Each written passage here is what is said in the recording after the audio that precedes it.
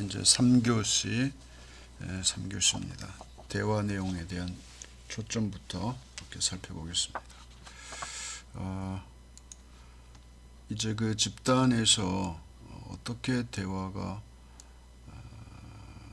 필요하고 어떤 대화가 필요하고 또 어떤 내용이 이제 다루어질 것인지, 이제 이것은 또 어린이집 안에 교사와 아동 간에, 교사 간에, 또 원장과 교사 간에, 또 원장과 학부모, 교사 학부모, 이런 그 대화 내용에 대해서 분명하게 명료화되고 구체화되지 않으면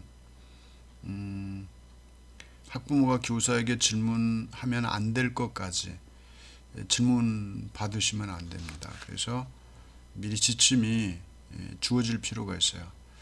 아마 어린이집 운영계획서 말고 운영계획서 별첨으로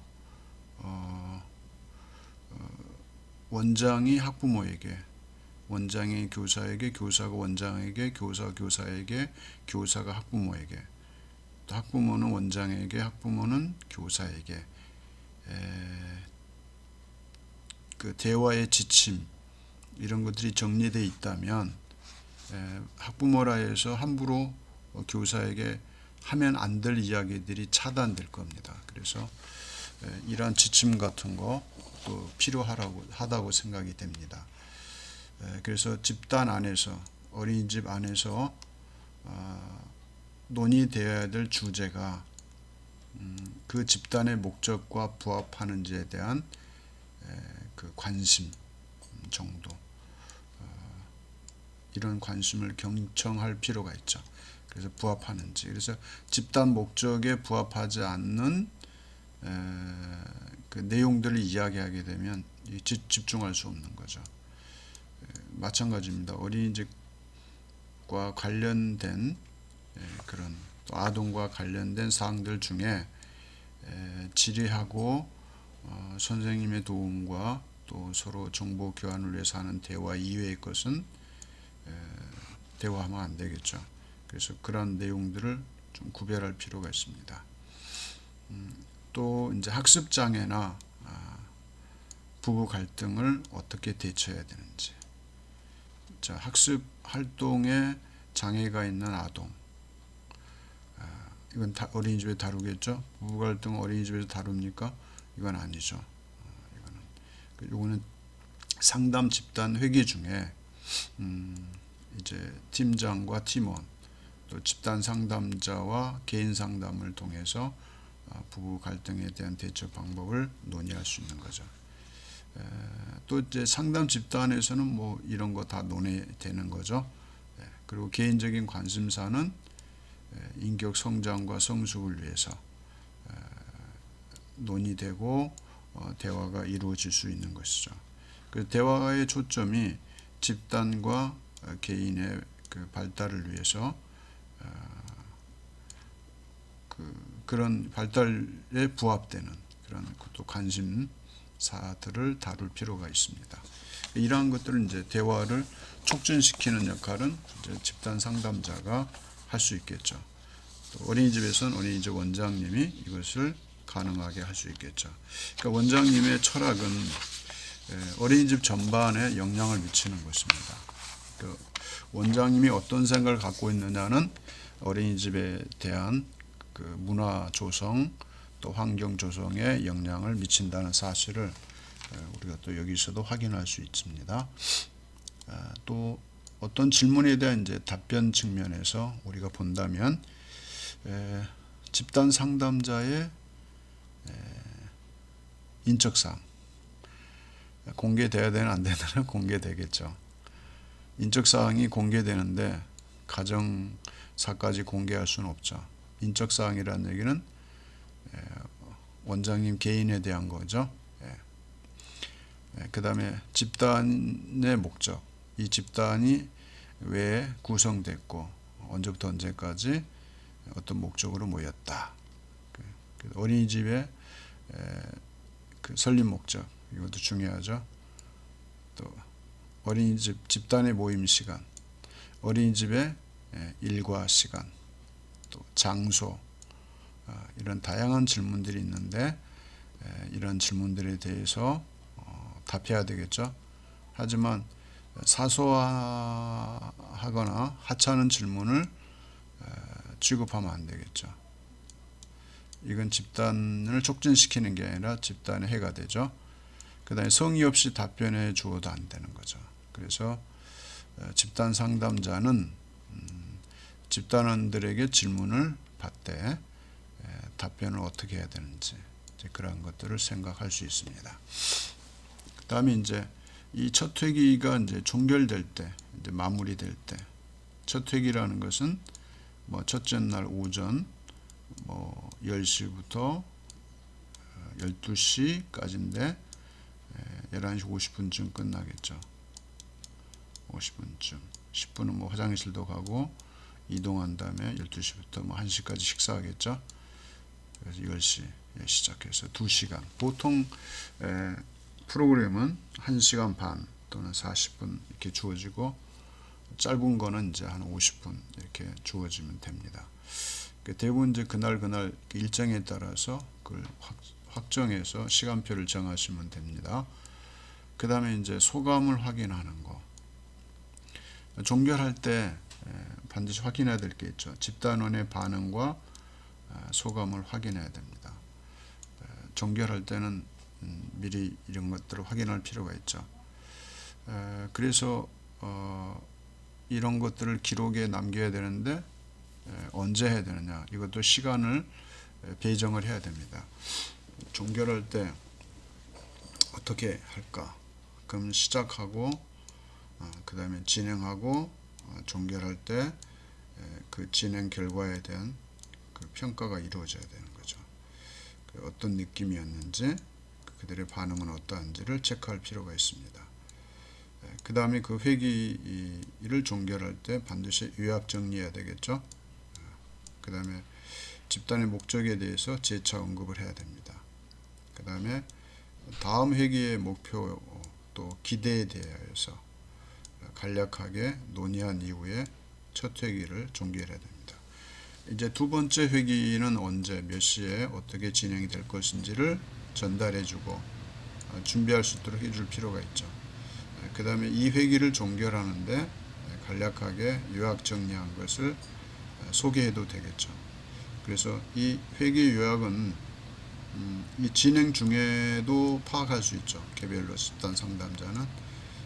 그래서 관찰자로서 그 집단이 스스로 진행될 수 있도록 조장이나 팀장을 통해서 프로그램이 진행될 수 있게 하고, 집단 상담자는 개별적으로 이제 그 집단을 따로따로 잠깐 만나서 대화하고 다시 그 팀에 활동할 수 있도록 이렇게 하는 그런 시간들을 잘 활용하면 집단 종결에 대한 따로 시간을 할애할 필요가 없죠. 지루하게 될 수도 있죠. 그래서 장단점이 있습니다.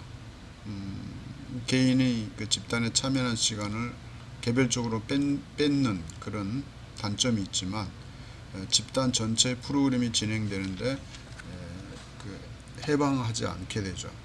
따로 별도의 시간을 갖지 않게 되니까. 그래서 장단점이 있기 때문에 이것은 잘 활용하셔도 되는 그런 내용들입니다. 집단 회기, 첫 회기, 종결 어떻게 해야 되는지까지 이렇게 살펴봤습니다. 이것은 뭐 어떻게 해야 되는지 그 방법은 어린이집 일과를 종결할 때 날마다 오고 이제 어린이집 일과를 시작하고 끝 맞을 때 일지를 쓰시죠. 업무 일지나 마찬가지죠. 교사들만 일지 쓰게 하면 안 됩니다. 제가 어린이집 원장님은 노트가 두꺼워야 된다 그랬어요. 그래서 선생님별로 또 반별로 또 그 어떤 특별한 아동 또 학부모와의 관계에서 상세히 기록이 돼야 됩니다. 그래서 한 명당 2분의 1페이지 할애 또는 3분의 1페이지 할애, 그래서 계속해서 기록이 돼야 되겠죠. 그래서 그 기록을 잘 남기시면 어린이집을 전부 다 파악하고 있는 거죠. 그 노트만 갖고 다니면 앉아서 모든 걸 다 보실 수 있는 그런 자료가 될 것입니다. 이제 다음 세 번째, 매 회기는 어떻게 시작해야 되냐. 첫 회기를 다뤘는데 이제 반복되는 회기죠. 계속 매 회기. 매 회기라고 할 때 몇 회기일까요? 대체로 우리가 4박 5일이면 오전에는 비어 있겠죠. 출발해서 점심 때 도착하고 점심 먹고 오후에 보통 1회기, 2회기가 진행이 되죠. 그리고 저녁 먹어요. 보세요. 1시부터 시작하면 2시, 3시죠. 넷, 다, 여. 그 2시간씩 해서 2개를 진행할 수 있어요. 오후에. 그 다음에 저녁에 하나. 그럼 오전에는 많이 못해요. 보통 9시부터 11시까지 하면은 한 타임이에요. 1시간 남아. 그래서 오전에는 보통 2타임을 하게 되는데 하나는 길고 하나는 짧고, 그래서 2개. 그 짧은 거는 오전에 하는 거죠. 그 다음에 오후에 2개. 그 다음에 저녁에 하나. 요게 이틀이에요. 하루 반. 그러면 이거 계산해 보자고요. 4박 5일이면 하나, 둘, 셋, 넷, 5이 되겠죠. 그러면 하나, 둘, 셋, 넷, 5 개씩 15회기 할 수 있죠. 여기 하나, 둘, 3개가 되겠죠. 오전에 2개네요. 오전에 2개. 그러면 딱 20회기네. 20회기인데 20회기 중에 OT 하나 하죠. 첫 번째 요거 OT. 나머지 여기서는 하나는 뭐예요?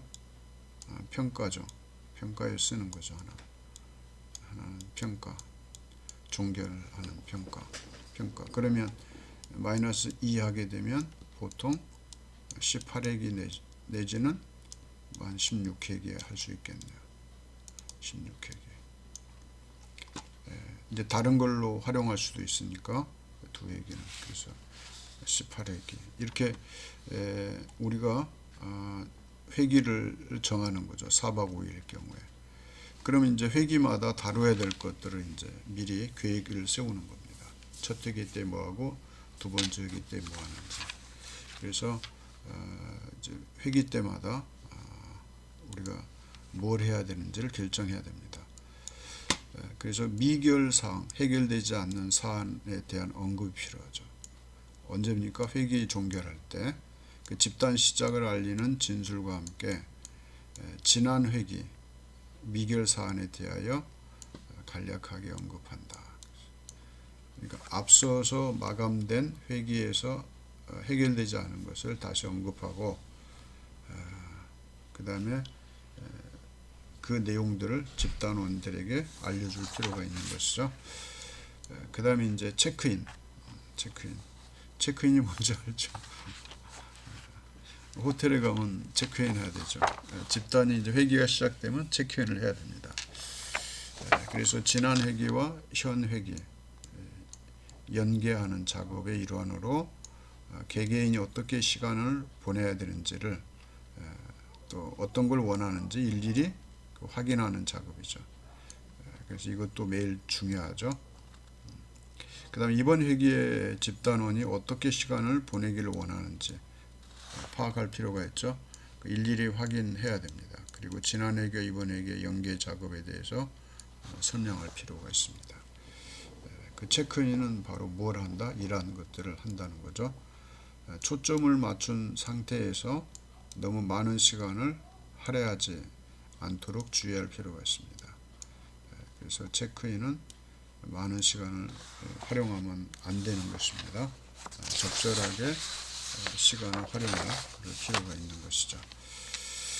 그 다음에 이제 집단 회기의 목표를 설정하는 거죠.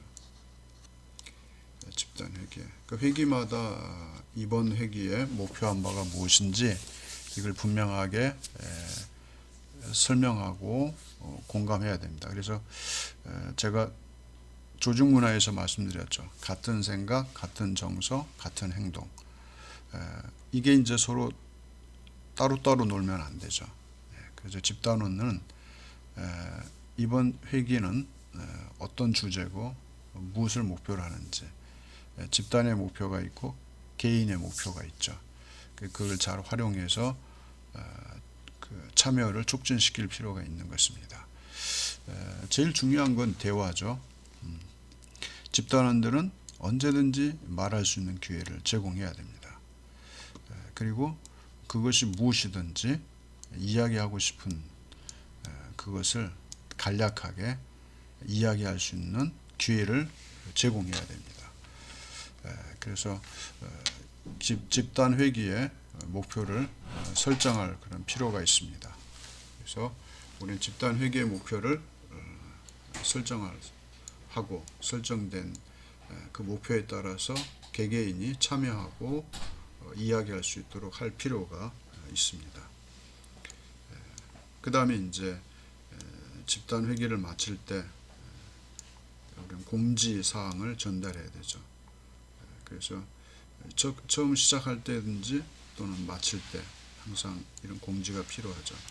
그 집단원들이 알고 있어야 될 그 상담 기관의 어떤 방침, 어린이집의 선생님들이 알고 있어야 될 어린이집의 그 어떤 방침, 이런 거 이야기죠. 이거는 항상 공지돼야 되죠.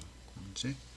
그 공유할 필요가 있는 새로운 소식들, 그것은 계속 공지가 돼야 되는데, 어떤 선생님들은 관심이 없으니까 공지가 됐는데 저 들은 적 없는데요, 이렇게 말하면 안 돼요. 그 공지사항은 그 공지 게시판을 통해서 항상 게시하면 의무적으로 가야 돼요. 공지사항이 있는 없나 출근해서 봐야 되고, 회기 시작할 때 봐야 되고, 끝날 때 봐야 되고, 자동적으로 훈련되고 참여할 수 있는 그런 그 구성원들, 또 집단원이 돼야 됩니다. 그 소속감을 가지고 그러한 것들을 확인할 수 있는, 자연스럽게 확인하고 진행할 수 있어야 될 것입니다.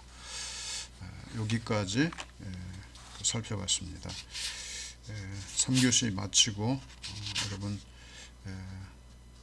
아무튼 어린이집과 관련해서 어린이집이 상담 집단이라는 거 기억하시고, 조직문화 심리 세미나에서 그 문화에 대해서, 그 다음에 보육 철학에 대해서 했고, 이번 시간에는 구성원들의 어떤 심리적인 문제, 정서적인 문제, 또 사회성, 관계 문제, 이런 것도 함께 해결해 가는, 그래서 원장 장학을 통해서 이런 것들이 적용되고 현장에서 활용되는 그런 시간들을 가지셨으면 좋겠습니다.